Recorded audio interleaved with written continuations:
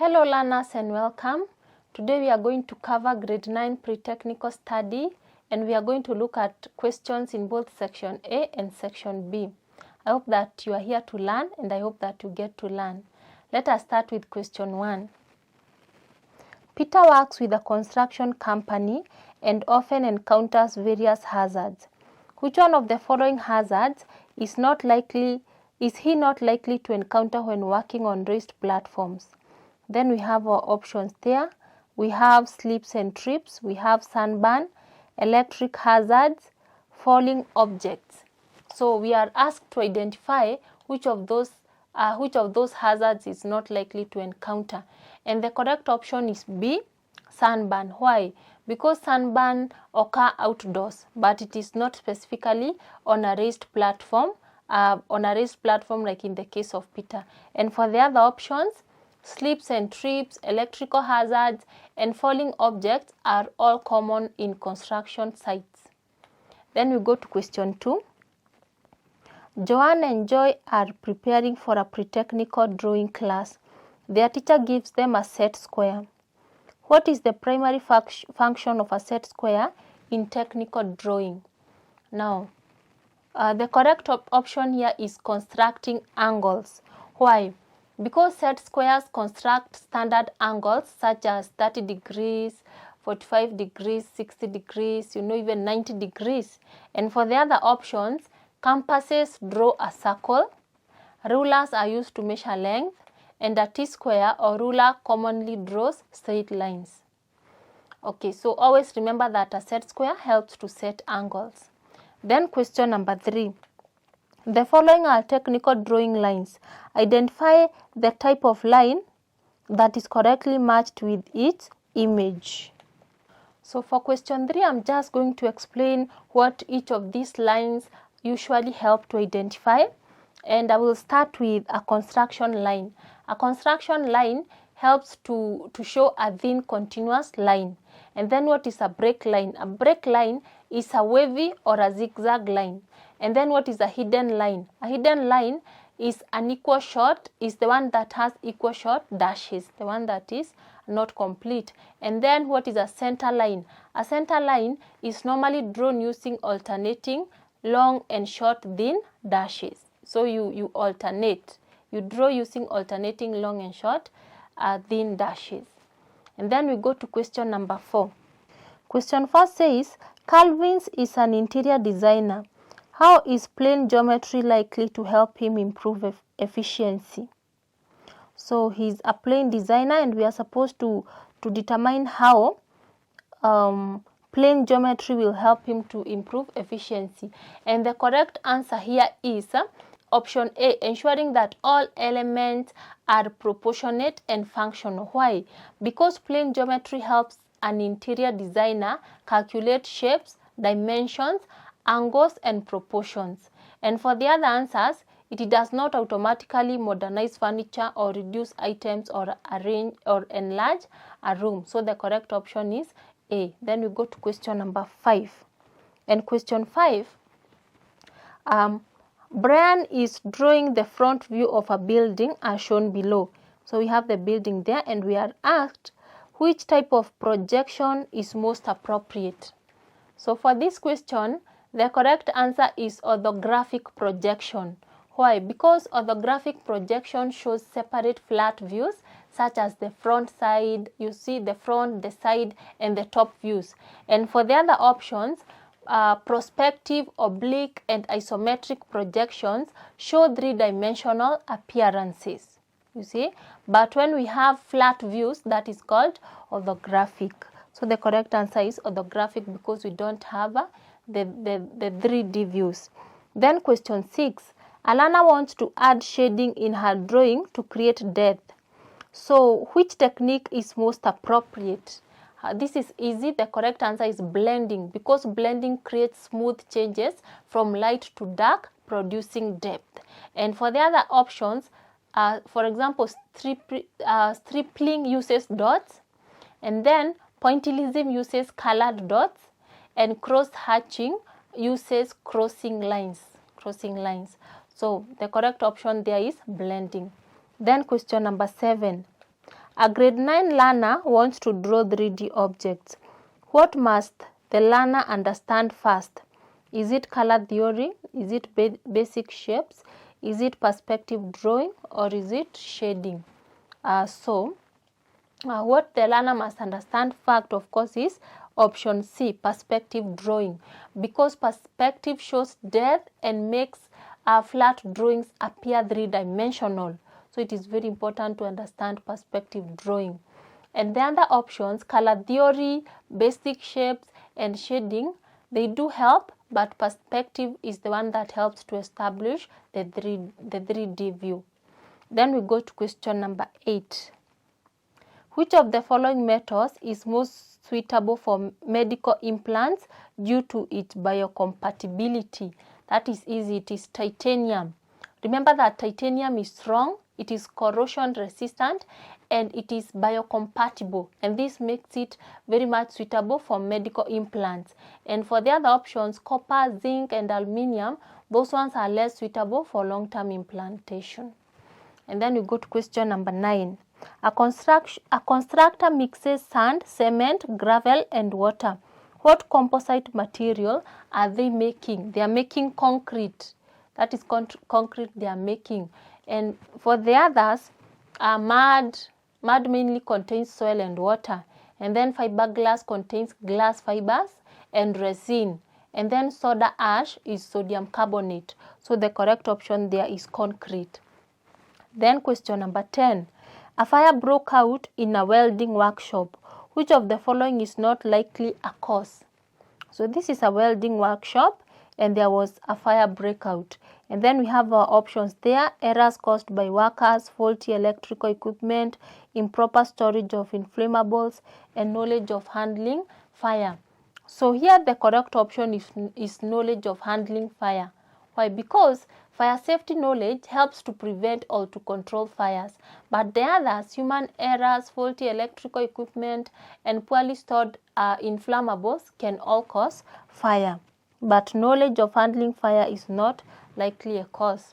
And then we go to question number 11. Ivy is preparing a presentation on recycling.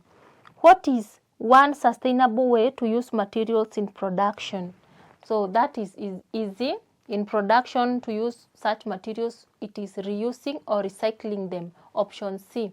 Why? Because reusing and recycling helps to reduce waste and also to conserve natural resources. For the other options, burning and disposing of materials will cause pollution and non-renewable resources may become depleted. So we go to question number 12. During a pre-technical studies lesson, learners discussed angles used in oblique projection. Who gave the correct answer? So that was Maria option B, 45 degrees. Why? Because in common oblique projection, receding lines are drawn at approximately 45 degrees. And the other options, the listed 30 degrees, 60 and 90 are not the standard angles expected in this question. Then question number 13. Lavender, a safety officer, trains workers on handling flammable materials. How does this improve safety? So we have our options there, and the correct option is B, by preventing accidents, because training teaches workers how to store, to handle, and to use flammable materials safely, you see. But the others, it does not increase risk or promote carelessness, and lower cost may benefit, but accident prevention is the main safety purpose. Then we go to question number 14. Mr. Watete guided his learners on materials used in boat building. Which one is commonly used? So when it comes to boat building, that is question number 14. When it comes to boat building, remember that the most common material used is the fiberglass. Why? Because fiberglass is light, it is strong, it is corrosion resistant, and commonly used to make boat bodies. You see, but the others, plywood, carbon fiber, and aluminium can be used, but fiberglass is the expected answer because it is the one that is most commonly used, and it is also strong when made when used to make the boats. Then question number 15. Which of the following items is a product of clay? That is ceramic mug. Ceramic mugs are made by shaping and firing clay. And the other options, a fork is metal and a chair is wood and a bottle is plastic. So there the correct answer is ceramic. And then we go to question number 16. Which one of the following businesses arise from observing market trends? So when you observe market trends, which of those businesses is likely to arise? And the correct option there is opening a branch of business. Why? Because a business may open another branch after observing increased demand or favorable market trends. And for the other options, like A, selling customer suggested products, that is response to customer suggestions. And then B, transport services to remote area, that is like responding to an unmet community need. So you can do that to help the community. And then option D, a plumber starting his own farm, that is called personal skills, that is a business that is arising from personal skills and experience. But for our question, the one that is arising from observing market trends, that is opening a branch of a business. And then question number 17, what is the key characteristics of an entrepreneur? So an entrepreneur is innovative. Always remember, innovativeness and calculated risk taking. That is a very common characteristics of an entrepreneur. So definitely the correct answer there is option C, because entrepreneurs create new ideas and then they take careful assessed risks. And for the other options, avoiding risk, fearing failure, and preferring routine can prevent business growth. So those are actually not characteristics of entrepreneurs. Then we go to question number 18. Identify the active source of income. The active source of income is a wages. Option A, wages. Why? Because wages are earned through active work. You see? And for the other options, dividends, interest, and rent are considered passive sources of income. You earn them without working. You just invest and then you earn. But wages is earned through active work. Then we go to question number 19. What is market research? Market research, that is very easy. The correct option is B, gathering information about customer needs, because market research is about collecting information. So which information do you need to collect? Information about customers, about competitors, about demand, and even market prices. So that is what we call market research. And for the other options, selling, advertising, and financial management, those are separate business activities. Then we go to question number 20. So question 20, what does target market mean? Target market, we are supposed to choose the correct definition of that term, and the correct option is A, which says a group of customers or a business aims to serve. That is the target market. The people you are targeting to serve, that is A. And the other options, it is not the whole population, that is not target market, and a marketing strategy or a business location does not define. It does not define target market. Target market is the customers that a business wants to serve. Then we go to question 21. Which of the following is a need? Which of the following is a need a business can address? So, which need can a business address? And there I would go with B, food and shelter. Why? Because food and shelter are basic human needs. When you see basic needs, those ones, whether no matter how the economy is, those ones are needed. It is a basic need for every human being. So others like video games, luxury cars, and designer clothes, those are wants. Those are things that anyone can undergo. You see? So if someone does not have enough resources or extra resources, they can decide they don't want designer clothes and just go with the cheaper clothes. But food and shelter, that one everyone needs every day, whether they have enough resources or not. Then we go to question number 22. Which computer characteristic allows it to perform multiple tasks? That characteristic is called versatility. Option A, versatility. Versatility allows a computer to perform many different tasks. And then other options like speed concerns how fast it works, and then storage is about data capacity, and accuracy is about the correct results, getting correct results from the computer. But when it comes to performance, that is versatility. Then we go to question number 23. What is the primary function of the CPU? So what does a CPU do? A CPU helps to process instructions and perform calculations. That is B. To process instructions and perform calculations. Why? Because a CPU interprets and executes computer instructions. That is what it is for. It is interpreting and then executing the instructions you are giving it. And for the other options like storage devices, those ones store data, and then the monitor helps to display images, and then network devices provide internet connections. Then we go to question number 24. What is the purpose of RAM in a computer?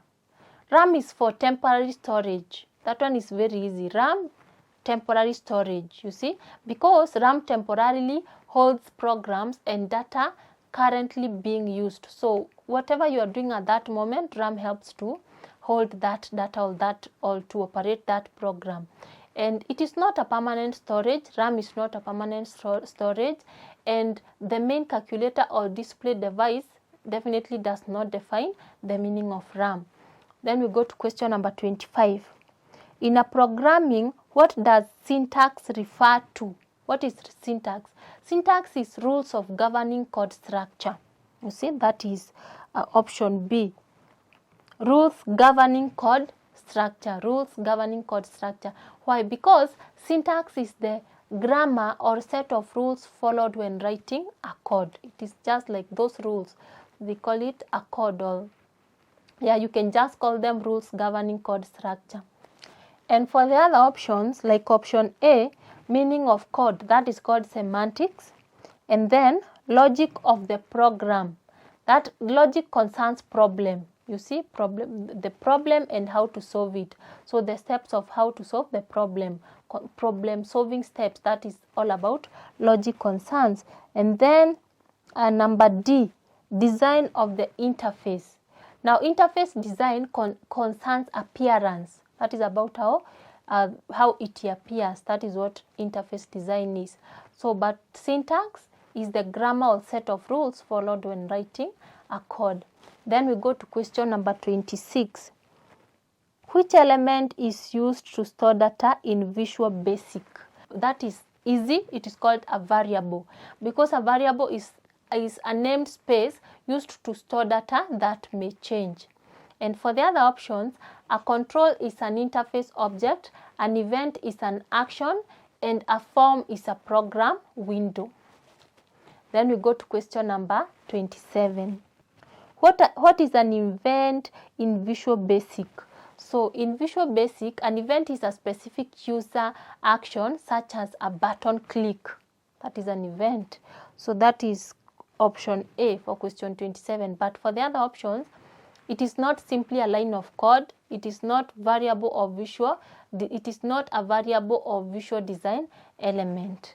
And then we go to question number 28. What is the main purpose of application software? Now, application software helps to perform specific user tasks, because application software, you use it to complete tasks like writing, calculating, or maybe creating presentations. That is why B is the correct option. But for the others, like system software manager hardware and networking software are used to connect networks. And then translators convert programming languages. Then question number 29. What is the main function of antivirus software? That is easy. It helps to protect from malware. Option C, because an antivirus software will help to detect, to block, and to remove any malicious software. Now, for the other options, its main purpose is not storage, typing, or general performance improvement. Then question number 30, the last one in section A. Which one of the following defines a computer?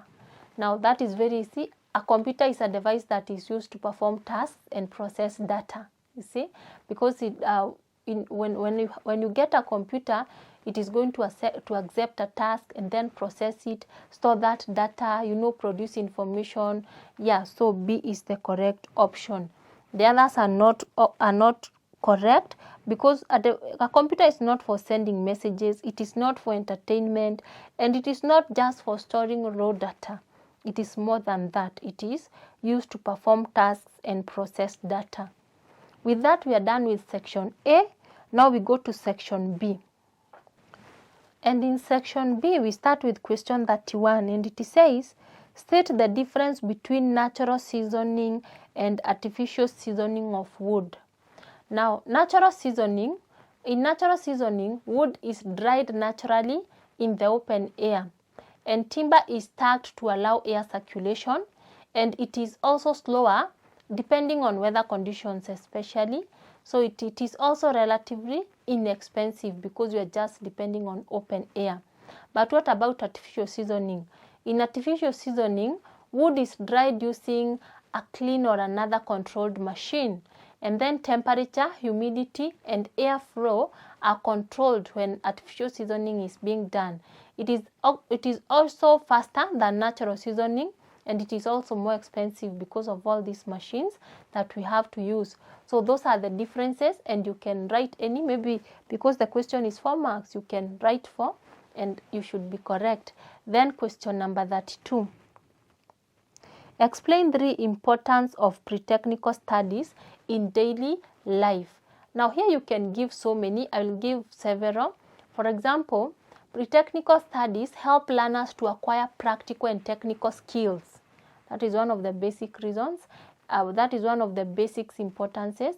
And then it also develops creativity and problem-solving abilities. Again, it prepares learners for careers, for entrepreneurship, and for self-employment.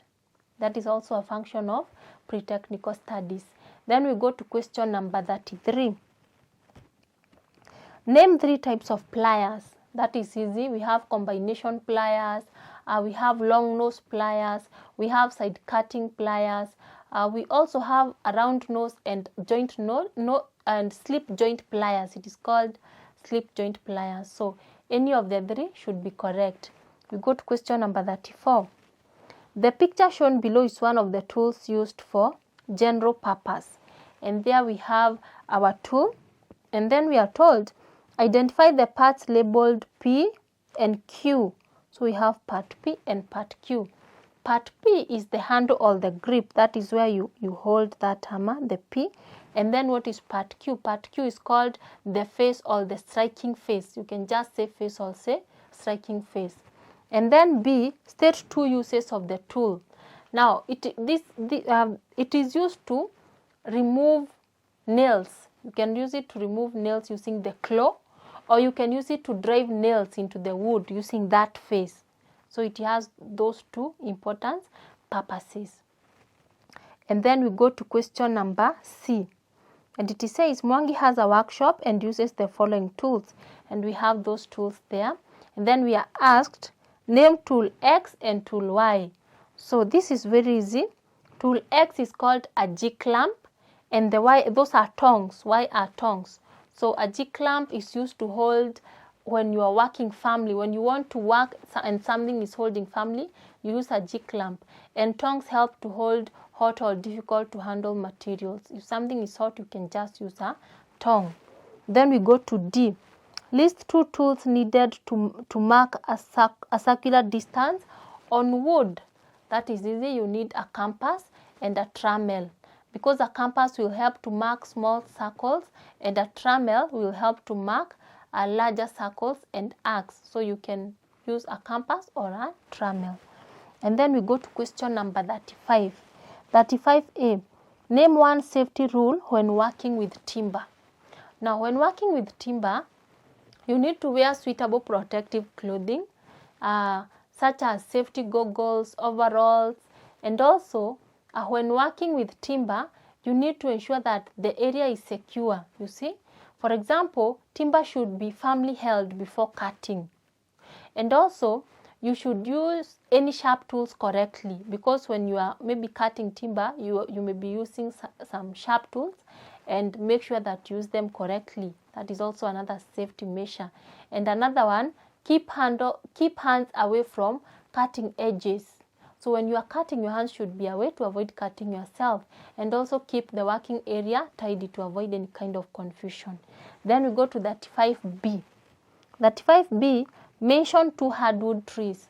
That is easy, like mahogany. Always remember mahogany is a hardwood. And we have others like mvule, we have camphor tree, we have another one called meru oak, we have also elgon teak, and another one called podo. So there are very many, but don't ever forget mahogany and mvule. Mahogany and mvule, those are very common ones. Then we go to number 36.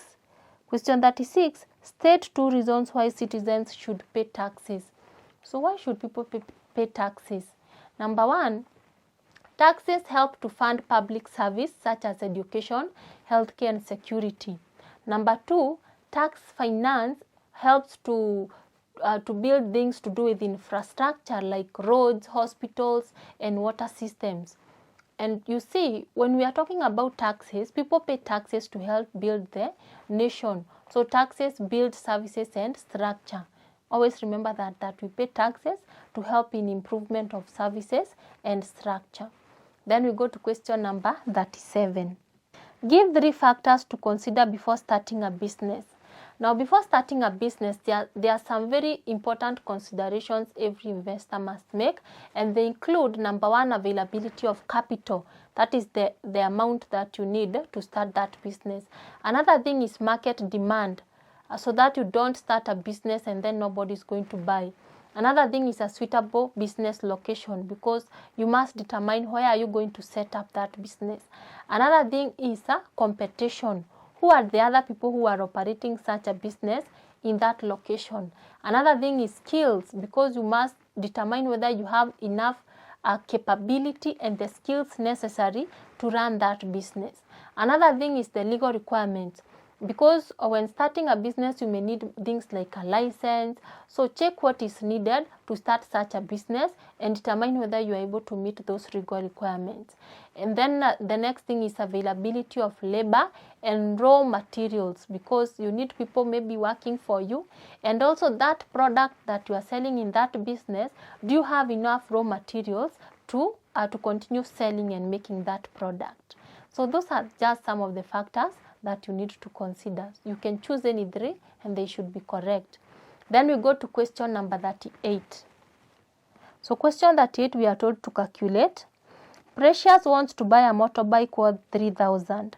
She has saved 500 shillings and earns 100 shillings weekly. How many weeks will it take her to buy the bike? So this is not harder, because first of all, what is the cost of the motorbike? It is 3,000. And how much does she already have, or her savings? It is 500. So first of all, we determine the balance. How much is remaining?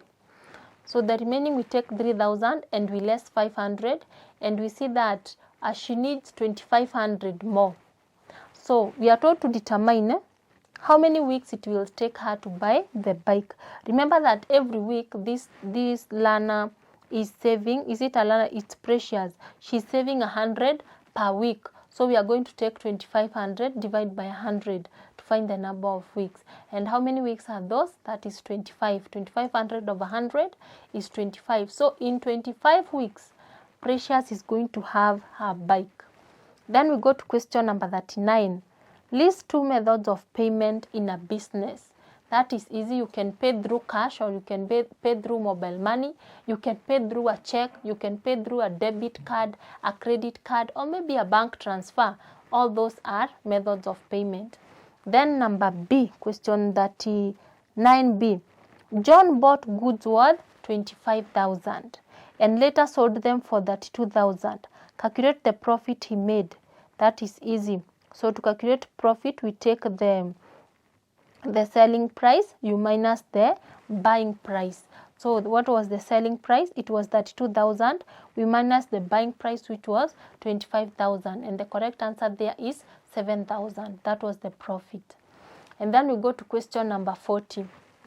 Differentiate between short-term and long-term financial goals. That is easy because a short-term financial goal is expected to be achieved within a short period of time, maybe usually a month or maybe a few years.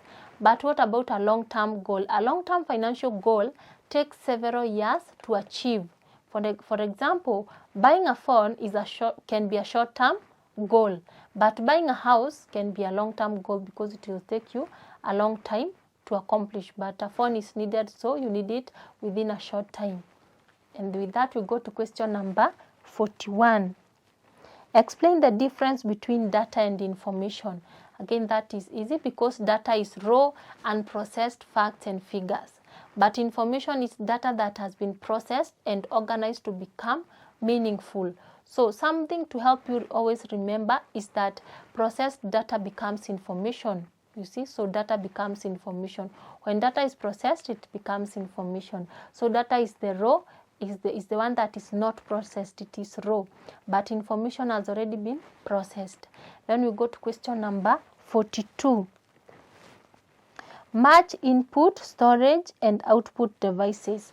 So there we are supposed to, we have been given several devices there, and we are told to say which ones are input devices and which ones are output devices. Again, that is very easy. Then we move on to question number 43. 43, we are told to define data privacy. So what is data privacy? Data privacy is the protection of personal or confidential information from unauthorized access, use or disclosure. This is where we are trying to make sure that there is privacy of information so that confidential information or personal information does not go to the hands of unauthorized people. Then we go to question number 44. Identify the functions performed by the following keyboard shortcuts. Control X. What is Control X? Control X is used to cut. Control V is for pasting. Control C is to copy. Control P is to print. Those are very easy shortcuts. Control C, Control Copy. Control V, Control Paste. You see? They are very easy. Then we go to question number 45. State one reason why online personal safety is important.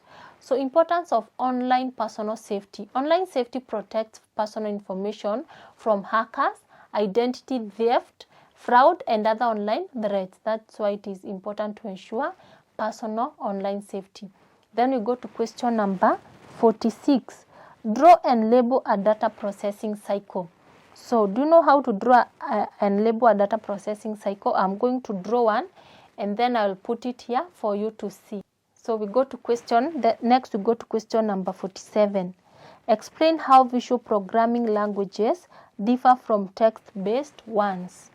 So this question is about visual programming languages and how they are different from text-based ones. Now, visual programming uses blocks, icons, and graphical objects, while text-based programming requires the programmer to type written commands using the correct syntax. That is the difference. Then with that, we go to the last question, question 48. Give 2 ways ICT tools can improve workplace efficiency. Now, ICT tools help improve workplace efficiency a lot. For example, it enables faster communication through email, messaging, and video meetings. It also improves the storage, processing, and retrieval of information. And for example, it also helps with things like automating repetitive work. If there is some repetitive work, it is just automated. It also helps in reducing errors and also supporting remote collaboration. And with that, we are done with all the questions. I hope that you learned something. And if you did, please like this video. If you have not yet subscribed, please do subscribe because we are going to have more educational content like this. And I hope that you are going to benefit. Thank you so much for watching. Keep learning and keep growing. Bye.